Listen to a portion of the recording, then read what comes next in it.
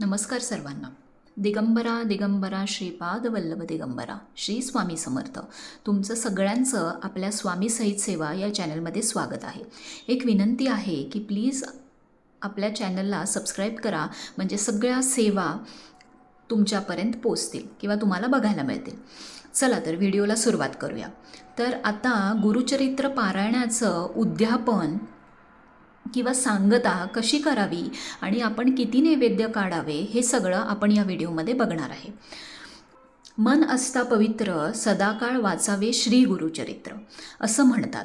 तर आपण 26 तारखेला जो दत्तजयंतीचा उपवास करणार आहोत तो आपण 27 तारखेला म्हणजे आपण गुरुचरित्राची जी आपली सांगता आहे किंवा उद्यापन आहे आपण त्या दिवशी जेवून सोडणार आहोत.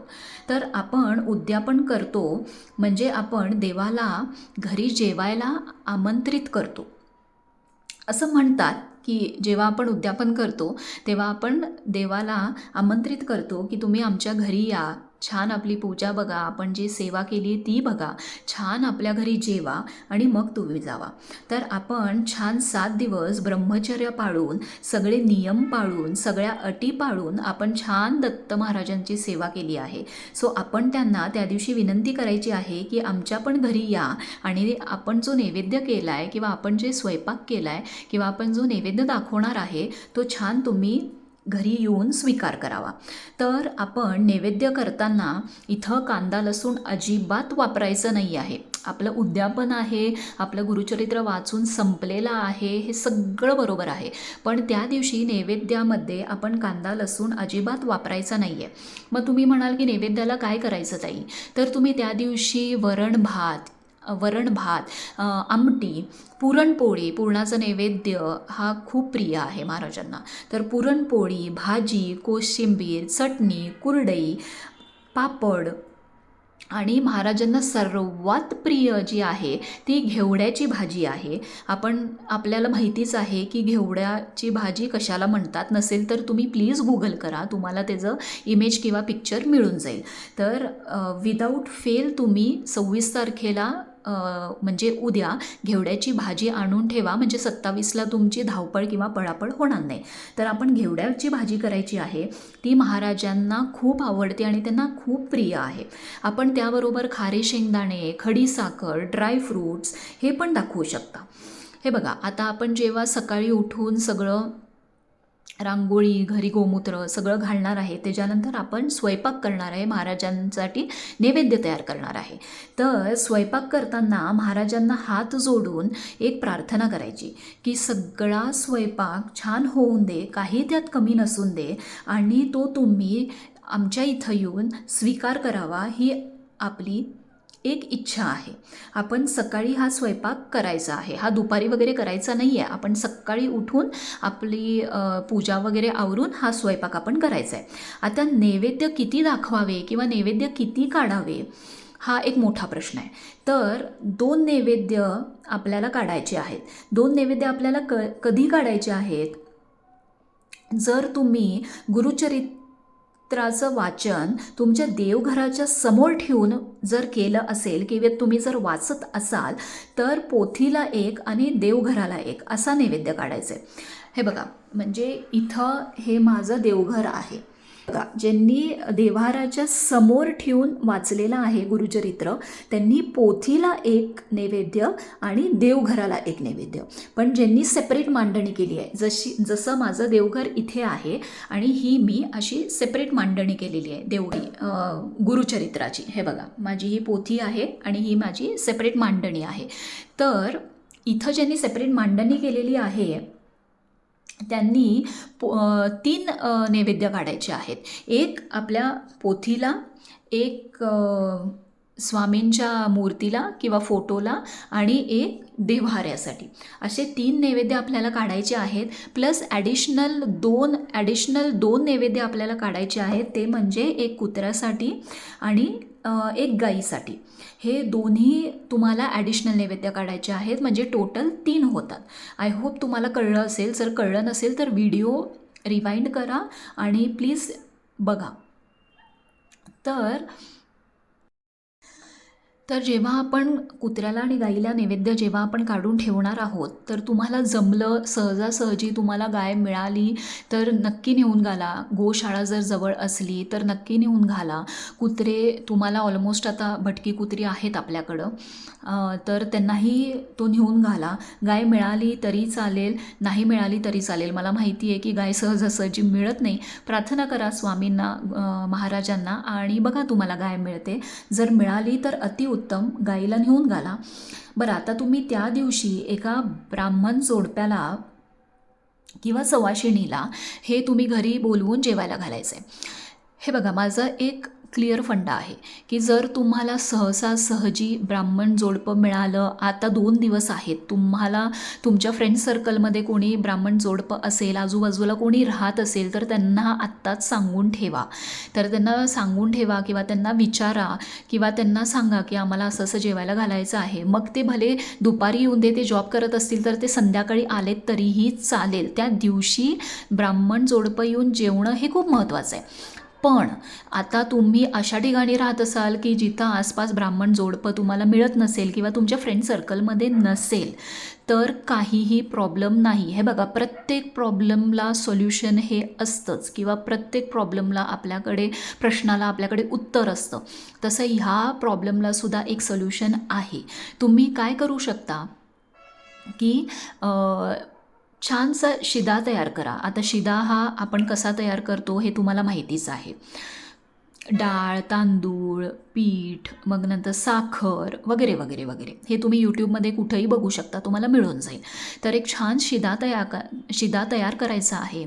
सगळ्या घरातल्यांनी त्याला हात लावायचा आहे.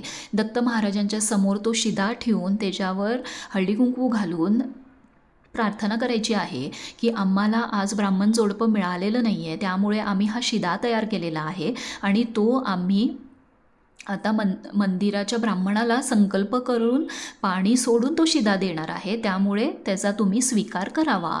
आणि हेच त्याला सोल्युशन आहे. तुम्ही छान शिदा तयार करा. तुमच्याकडं जवळपास नक्की मठ, केंद्र किंवा कुठला ना कुठलं तरी देऊळ असेल आणि प्रत्येक देवळात ब्राह्मण हा असतो. तुम्ही त्याला मे बी आज जावा, उद्या जावा किंवा त्या दिवशी जाऊन तुम्ही विचारा तिथे कोणाला, त्यांना सांगा माझं पारायण झालेलं आहे, मला शिदा द्यायचा आहे ब्राह्मणाला, तर मला संकल्प सोडून हा शिदा द्यायचा आहे, तर तुम्ही प्लीज घ्याल का, असं त्यांना विचारा किंवा विनंती करा. त्यांच्याकडून संकल्प करून घ्या, पाणी सोडा आणि मग तो त्यांना दक्षिणासहित त्यांना छान तुम्ही शिदा द्या. म्हणजे तुम्हाला अजिबात जीवाला लागणार नाही किंवा जीवाला हुरहुर लागणार नाही की आपण घातलं नाही तर आपल्याला पुण्य मिळेल का किंवा नाही मिळणार, आपल्याला मिळालं नाही तर असं काहीही नाही. ह्याच्यावर हे एक उत्तम सोल्युशन आहे आणि तुम्ही हे सहज करू शकता. हे काय असं मोठं काहीच नाही आहे ह्याच्यामध्ये. तर छान संकल्प करून तुम्ही हा शिदा द्या, म्हणजे तुम्हाला अजिबात टेन्शन येणार नाही आणि अजिबात टेन्शन घेऊ नका आणि असं समजूही नका की जेवायला घातलं नाही म्हणजे पुण्य मिळणार नाही, तर असं काहीही होणार नाही. तुम्ही त्या दिवशी अन्नदान पण करू शकता. पिवळं वस्त्र, पिवळी फुले किंवा गूळ किंवा पिवळी डाळ, पिवळी मिठाई किंवा कुठलेही पिवळे स्वीट्स किंवा पिवळे फळं, म्हणजे जसं आता केळी झाली किंवा हे असं काहीही पिवळं तुम्ही त्या दिवशी दान करू शकता. स्वइच्छेने तुम्हाला जेवढं होईल तेवढं छान दान करा. त्या दिवशी सकाळी छान उठून पूजा करावी, हार फुले घालावी. दत्त महाराजांची आरती करायला विसरू नका. त्या दिवशी तुम्ही कितीही आरत्या करू शकता. 5 आरत्या घ्या, 4 आरत्या घ्या. जसं पहिली आपली गणपतीची, दुसरी स्वामींची, तिसरी दत्त महाराजांची, चौथी देवीची घ्या आणि शेवटी विष्णूची घ्या. तुम्हाला असं नाही की तुम्ही याच क्रमाने घ्यायला पाहिजे. गणपतीचीही पहिली घ्या, त्याच्यानंतर तुम्ही कुठलीही आरती घेऊ शकता. दत्त भगवानांची आणि स्वामींची त्याच्यात असावी. त्याच्यानंतर छान तुम्ही यथासांग पूजा करा. आपल्याकडे जी पोथी आहे, आता हे बघा, उद्यापन करणार म्हणजे आपल्याला पोथी आणि जे आपण हे सगळं मांडलेलं आहे ते आपल्याला हलवायचं आहे. तर पोथीची छान तुम्ही पूजा करा. त्याला छान हळद कुंकू, गंध, अक्षता, फुल हे तुम्ही वाहा. पोथीला छान नमस्कार करा आणि पोथीला आपल्याला पोथीला छान नमस्कार करा. नंतर इथं जी तुम्ही मांडणी केलेली आहे त्याच्यावर छान गंध अक्षता घाला, हळदी कुंकू घाला, थोडंसं हलवून घ्या. केअरफुल राहावा, दिवा आहे आपला, त्यामुळं थोडंसं हलवून घ्या. आणि मग आपलं उद्यापन ऑलमोस्ट समाप्त झालेला आहे. बरं, आता ह्याच्यानंतर तुम्ही ही जी पोथी आहे ती आपल्याला, हे बघा, हे जे असा ब्लाऊज पीस आहे, भले मग तो कुठल्याही रंगाचा असे ना, रेशमी असे ना, कॉटन असे ना, तुमच्याकडे जो स्वच्छ चांगला न वापरलेला जो ब्लाऊज पीस आहे त्या ब्लाऊज पीसमध्ये ही पोथी छान गुंडाळून ठेवायची आहे. आणि अशी ठेवा की जिथे तुमचा दररोज हात नाही लागणार. हे बघा, आता माझ्याकडे हा एक कप्पा आहे किंवा हा एक ड्रॉवर आहे, आयदर मी त्याच्यात ठेवते किंवा माझ्याकडे अजून एक बॉक्स आहे आणि इथं माझं कपाट आहे. सो ह्या कपाटामध्ये मी एका बॉक्समध्ये ही पोथी ठेवते. सो म्हणजे तिथं आपला दररोज हात नाही लागत. सो तुमच्या घरी तसं नसेल तर तुम्ही असं खालती बॉक्स वगैरे तुमचं असेल तर तुम्ही तिथे ठेवू शकता. बरं, आता ह्या पाण्याचं तुम्ही त्या दिवशी प्यायला वापरू शकता. त्याच्यानंतर ह्या कलशातलं जे पाणी आहे ते तुम्ही अख्ख्या घरभर शिंपडून घरभर शिंपडलात तरी चालेल, झाडांना घातलं तरी चालेल, तुम्ही स्वतः प्यायला तरी चालेल. प्रत्येकाला थोडंसं तीर्थ म्हणून द्या. त्याच्यानंतर अख्खे घरभर तुम्ही ते शिंपडा. ते अभिमंत्रित पाणी आहे. त्याच्यानंतर स्वयंपाकात वापरू शकता, बिना कांदा लसूणचं जे करणार आहे त्याच्यात वापरू शकता, नाहीतर ते वापरू नका. आंघोळीच्या पाण्यात तुम्ही वापरू शकता, किंवा जर तुम्हाला कळत नसेल, हे सगळं करून जर उरलं असेल तर तुम्ही ते झाडांना घालू शकता. आता हा जो तुम्हाला नारळ दिसतोय तो आपण फोडून छान घरातल्यांनी प्रसाद म्हणून खायचा आहे. बरं, आता त्याची छान चटणी करणं किंवा हे भाजीत घालणं कांदा लसणीच्या अजिबात नाही.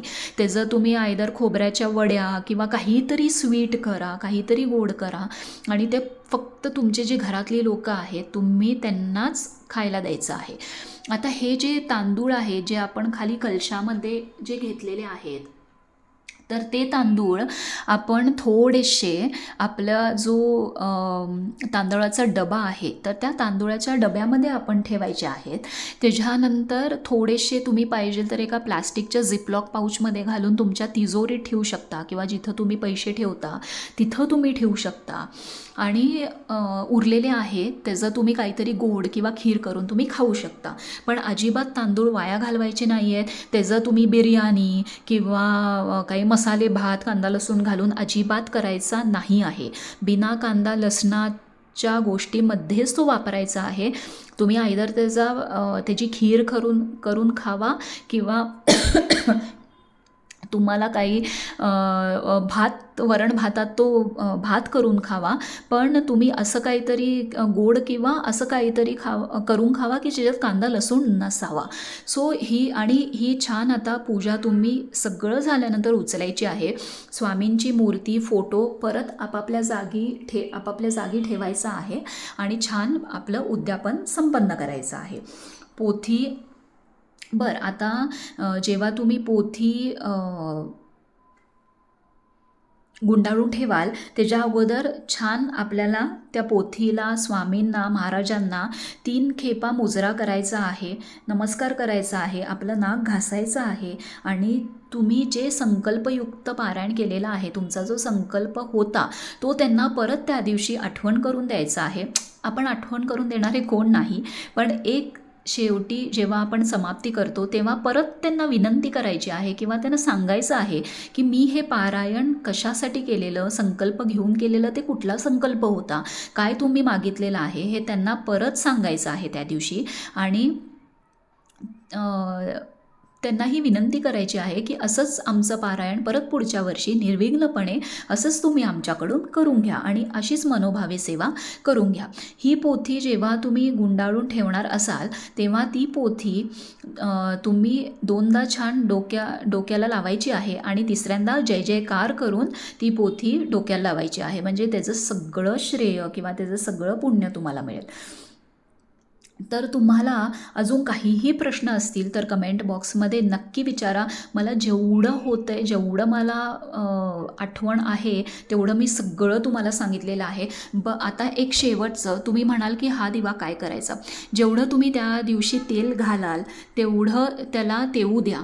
आणि हाच जर दिवा तुम्ही जर देवघरात कंटिन्यू करणार असाल, म्हणजे रोजचा दिवा म्हणून तरीही चालेल, नसेल तर तो जेवढा वेळ तेवतोय तेवढा वेळ त्याला तेवू दे. तर तुम्हाला अजून काही प्रश्न असतील तर तुम्ही मला नक्की विचारा कमेंट बॉक्समध्ये. छान यथासांग तुम्ही त्या दिवशी पूजा करा, छान सांगता करा, छान उद्यापन करा गुरुचरित्राचं, आणि मला नक्की शेअर करा की तुमचं उद्यापन कसं झालं. तुम्ही मला नक्की सांगा कमेंट बॉक्समध्ये की तुम्ही त्या दिवशी काय काय केलं. मी पण नक्की व्हिडिओ शेअर करेन की मी त्या दिवशी कसं काय काय केलं. आणि प्लीज व्हिडिओला लाईक करा, शेअर करा आणि सबस्क्राईब करायला विसरू नका. श्री स्वामी समर्थ.